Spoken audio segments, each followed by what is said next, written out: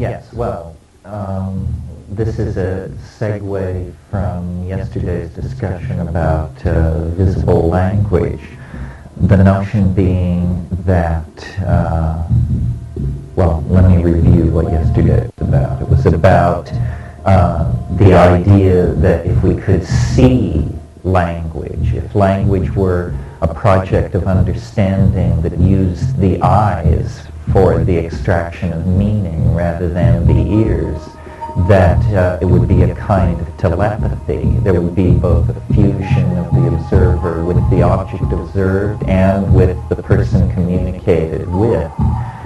The place in nature where something like this has actually evolved and occurred is in the cephalopods, the squid and the circulittoral octopi. Now these are animals that divided from the human, from the line of development that leads to human beings over 600 million years ago. They're mollusks. They're related to escargot. It's an organism very different from ourselves. Nevertheless, one of the things that evolutionary biologists always talk about is the convergent evolution between the eyes of cephalopods and the eyes of higher mammals.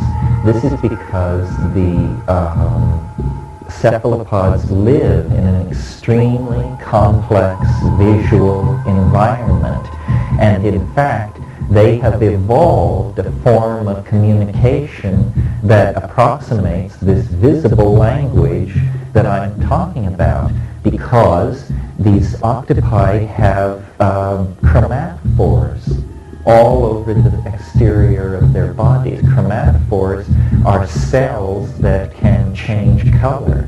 Now many people know that octopi can change color, but they think it's for camouflage, for blending in with the environment.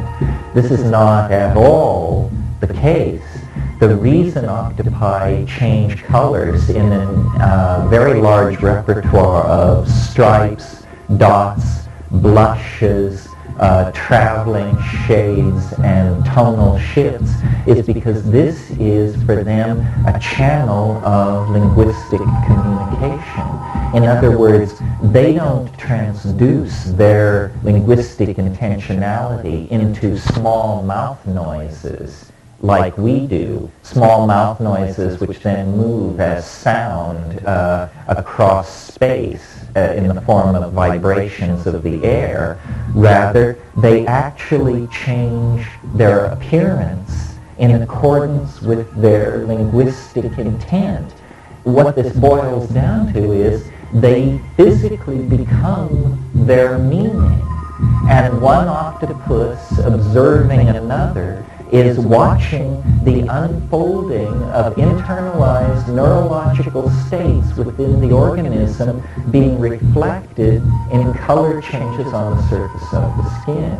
Now these octopi not only can change their color, because they're soft-bodied creatures, they can also change the texture of their surface from smooth to rugose and folded. They can also, because they are soft-bodied, fold and unfold and reveal and conceal very rapidly different parts of their body. So they're capable of a visual dance of communication that is an extremely dense kind of visual signal.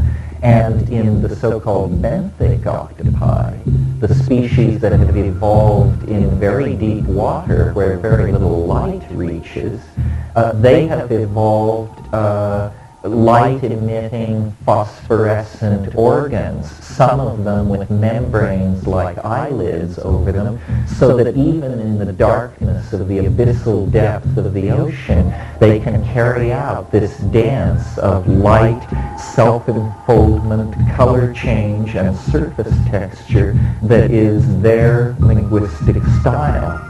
In fact, the only way an octopus can experience a private thought is to release a cloud of ink into the water into which it can retreat briefly and hide its mental nakedness from its followers. This kind of biologically intrinsic wiring into the potential of language is something that we may be able to mimic and achieve using psychedelic drugs as the inspiration for the directions given to a virtual reality development program. In other words, we might be able to create kinds of visibly beheld syntax that would be the human equivalent of the dance of light, texture, and positioning that constitutes the grammar and syntax of squids and octopi.